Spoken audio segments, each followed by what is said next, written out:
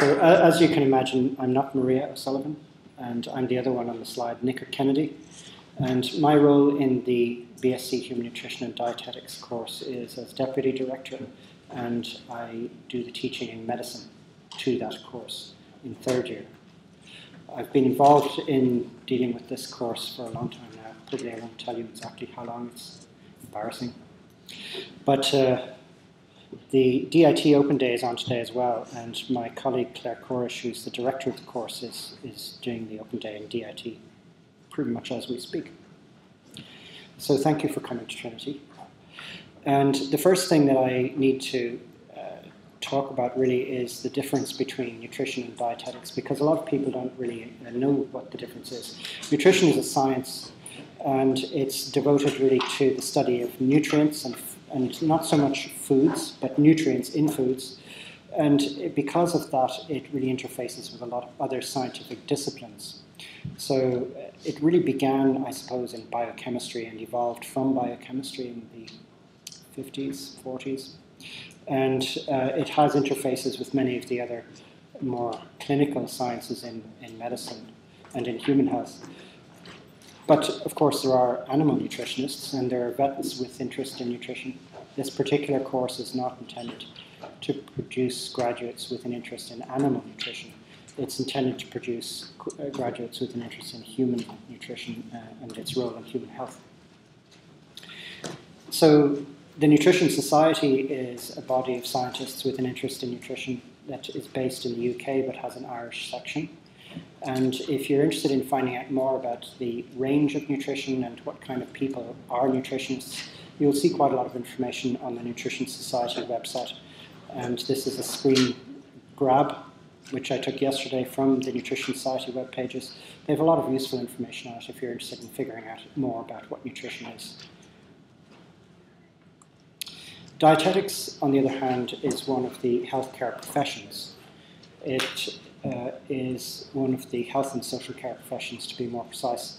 And a person who trains as a dietitian has quite a good nutrition knowledge, should have an excellent nutrition knowledge, but is able to translate that with people who need advice on how to change their food intake or need advice on their nutrient intakes to be practical. So dietitians are involved in advising people on how to improve their dietary intake or their food intake, to improve their health, to alleviate and prevent disease, to promote healthy eating. And as you know, in Ireland we have lots of challenges in that respect because our obesity rates are increasing, our diabetes rates are increasing. We have a fairly significant rate of morbidity and mortality from coronary heart disease and stroke, both of which are vascular problems that have partly a nutritional cause. So there's plenty of work to do for dietitians. The Irish Nutrition and Dietetic Institute is the professional body for dietitians in Ireland. There is the British Dietetics Association in the UK, which is a sort of sister organisation. And again, if you want to find out more about what dietitians do and get information from the professional body, fact sheets about diet and disease, for instance, they can be downloaded from the Irish Nutrition and Dietetic Institute website. And again, you can see here a screen grab from the INDI website, which recently rebranded. So their logo and everything changed within the last couple of months. So they have fact sheets that are downloadable by the general public on lots of useful topics about diet. The program that I'm here to tell you about is a 4-year undergraduate degree program leading to an honours degree with the NQAI level 8. It's unusual in a sense that it's a joint degree offered by DIT and TCD in partnership. And at this point now, the degree certificate that you get at the end of the program is one piece of paper with 2 logos on it from TCD and DIT. And it used to be separate qualifications, a diploma in dietetics and a degree in human nutrition and dietetics from the 2 different institutions. Now it's truly married into a joint degree. Initially, people doing this program will spend a lot of their time in DIT Kevin Street, which is the main base for the DIT element of the course. And the lectures and practicals and seminars will all be in DIT for the first 2 years. There are some things that are done by a TCD lecturer who goes to DIT Kevin Street to give that part of the nutrition teaching there. But by far the majority is DIT staff delivering material that we don't have staff to deliver here, like food science and various other things that aren't in Trinity. So catering, for instance, is one of the issues that you have to cover in first year. And that's done in DIT Cahill Street, which is another campus down near O'Connell Street. And as you can see, management and communication studies carried out in DIT Ainger Street. So people doing this course are not in one building all the time. They have to move around during the week, between weeks in different buildings. Gets a bit of exercise, I suppose. And you also have to do placements, practical placements. So it's quite a full schedule, and it's pretty much 9 to 5 every day of the week. And during the summer months, there are practical placements. So at the end of first year, for instance, there's a catering placement for 8 weeks. And at the end of second year, there's a community dietetics placement. And at the end of third year, there's a hospital dietetics placement. So not only is the academic term fairly full, but there are commitments during the summers, which limits your ability to do other things during the entire summer. If you wanted to, for instance, make money or work to do that, there would be a shorter time available for you to do that during the summers. So people often want to know when they're leaving school or entering a course what subjects are done in first year. You can see a list here of the modules that are done in first year. A lot of these will seem a little bit familiar to people who do science in secondary school, in that there is biology, chemistry, physics, but there are more specialized areas like immunology, microbiology, biochemistry, and the level of chemistry and physics is not quite the same. In the physics is orientated towards food and nutrition related physics, and the chemistry is related towards metabolism and leads towards clinical chemistry and biochemistry. So it's not the same curriculum in chemistry that you would do in school, for instance, a little bit more. The modules in second year build on that to become more and more relevant to nutrition and dietetics. And you can see that there's nutrition through the life cycle, which is sort of bridging between nutrition and dietetics and is involves lecturers from both disciplines giving that particular module. Nutrition science, again, bridges between food science and nutrition. And professional practice studies are related to how dietitians work to promote healthy eating, primarily. And physiology, cell biology. As you can see, these are more applied sciences rather than basic sciences. Clinical chemistry is that part of chemistry which is involved in clinical measurement. And for instance, in hospitals, there are clinical chemistry laboratories, biochemistry laboratories really, where things are measured in blood and other secretions. And clinical chemistry is relating to that. And this makes it possible for dietitians to understand laboratory tests that are done on patients in hospitals, and that's why clinical chemistry is in the curriculum. Behavioral science is obviously important because dietetics is a profession where you have to advise people and understand why people do things the way they do them, understand why they eat the way they do, what their motivations are, and understand enough about behavior to help them change that behavior if they need to change it. So behavioral sciences is really the psychology of behavior. Communication skills are obviously important at many levels for health professionals, including dietitians, not only one-to-one communication, but communication with groups of people, communication with colleagues, communications with the media, communications in writing and verbally. And the communication teaching in this particular curriculum spans all of those over 2 years. So modules in year 3 become much more aligned with the final degree subjects of dietetics and nutrition, as you can see. And my involvement in the course begins at this level, where I'm involved in teaching the medicine and therapeutics element of the course and introducing people to how they would need to work with doctors and nurses and integrating their understanding of the role of a dietitian with respect to the overall care of patients. Research methods are also involved here, and as you probably noticed on the previous slide, there is some teaching on research methodology and statistics in second year, but this is continued in third year and indeed in fourth year.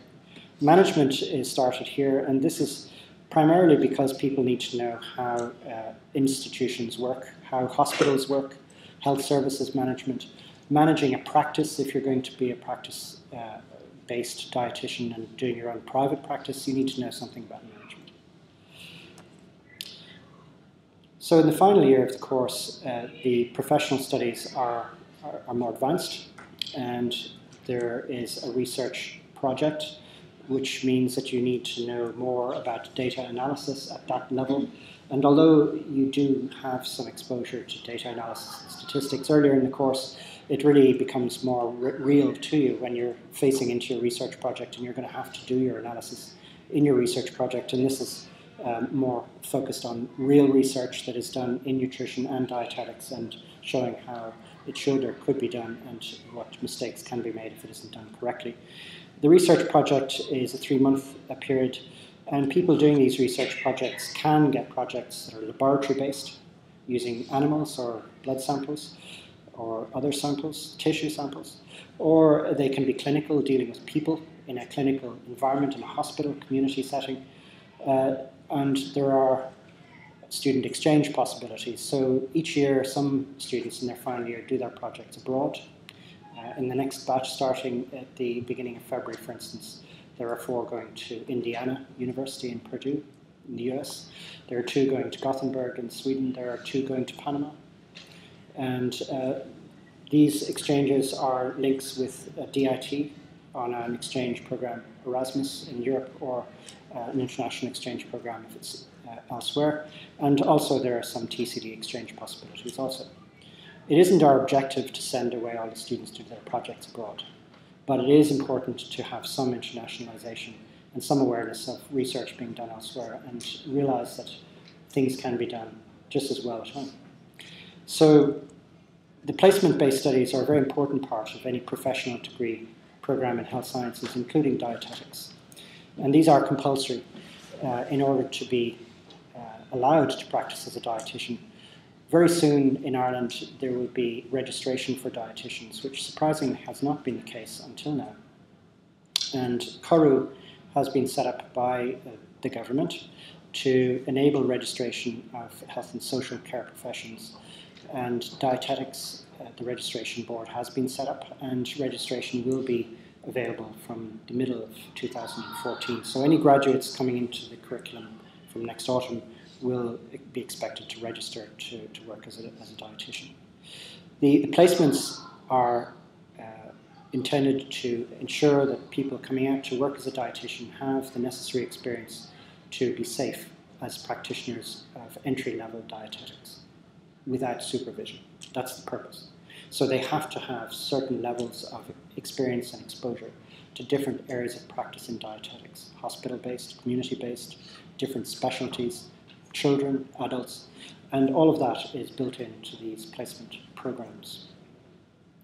Whenever the placement has been completed in the sites that the student is allocated to, there is a consolidation period at the end of the placement back in college where their experience in placement is rethought and communicated between members of the class in a structured way.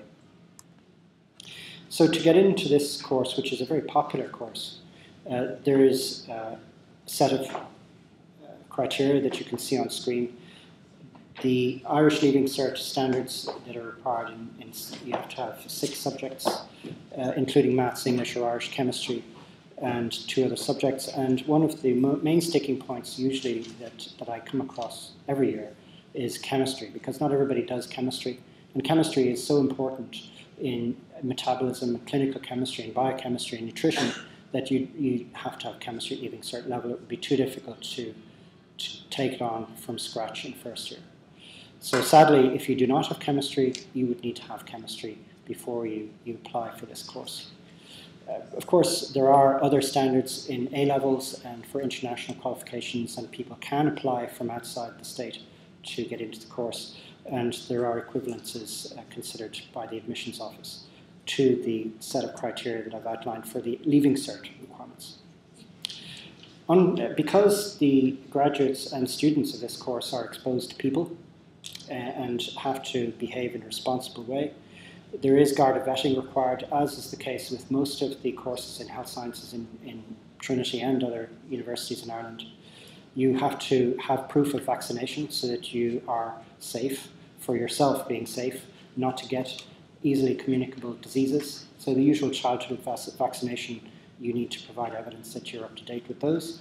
And you also have to have immunity to hepatitis B for your own safety, and also for the safety of patients that you may be exposed to later.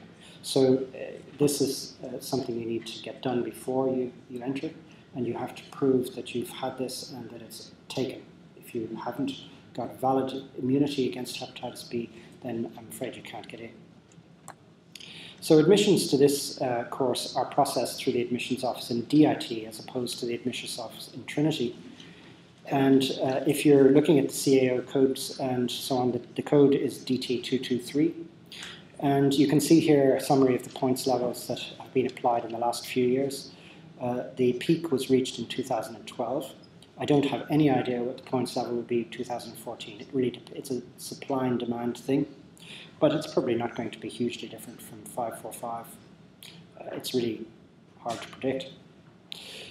There are some places for mature applicants. The quota for the course is 25, which is very few, really.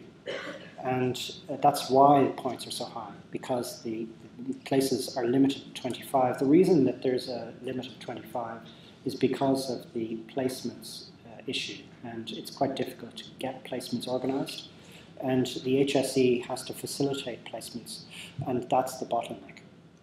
So we are stuck with an entry quota of 25. We'd like it to be 40, actually, but the HSE cannot and will not facilitate that. So we have to be patient. Advanced entry isn't available for this course, primarily because of the placement design in first, second, and third year. And although some people like to apply for transfer from other courses in nutrition, for instance, or other dietetics courses elsewhere in the UK, we can't facilitate that. So mature entry applications are usually limited to 2 per year, although sometimes there are none, but usually it's 2. So people often ask, if I do this course, will I get a job? And obviously in a recessionary environment, as we're experiencing now, that's a very important consideration. And all I can say to you is all of the graduates every year have been employed within 3 months, even in the recessions that we've experienced. So I don't think that that's a worry. And I have to say, not all students who graduated in the last cohort got their first job in Ireland. 2 of them chose to go to the UK. I'm not sure that that's because they didn't have an opportunity in Ireland or whether they just wanted to leave Ireland for the moment. But generally, people have no difficulty getting a job. So the careers, the majority of graduates choose to work as dietitians. It varies from one year to the next what proportion of the class goes to their first job in dietetics, and I won't get into the statistics, but it's the majority. Others go into a career that's more nutrition-based, and in particular, more recently, medical nutrition-based in a company that makes nutrition products, Abbott, Nutricia, there are many others, Nestle, Unilever, Fresenius, etc.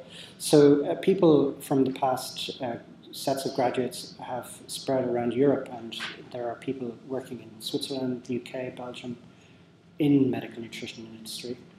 There are also people working in nutrition information, such as the EPIC program, and some have chosen to go on to teach, both in secondary school, primary school even. Not very many, I can only think of a handful over the last few years, and some choose to do postgraduate research, mainly because they're interested in research, and some want to become academics, and there are professors in dietetics in the UK, Australia, the US, from this course. So as you can imagine, with any health science course, there are some who wanted to do medicine, but didn't get into medicine. And this is one of the plagues of many of the non-medicine courses in health sciences, because people come in first year having had medicine as their first or second or choice and they didn't get it. So they do HPAT again and then they leave. But in dietetics, we've had a couple of those, but it's not a huge dropout. And after doing the course, there are occasional people who do on graduate medicine. Not every year. Some have gone into management. There are now management roles in the HSE or management roles in hospitals. So they've worked as a dietitian and then moved into management. So if you want to get more information from the web, which is a huge amount of information in, that's relevant to nutrition, dietetics, or this particular course, I've given you some links here.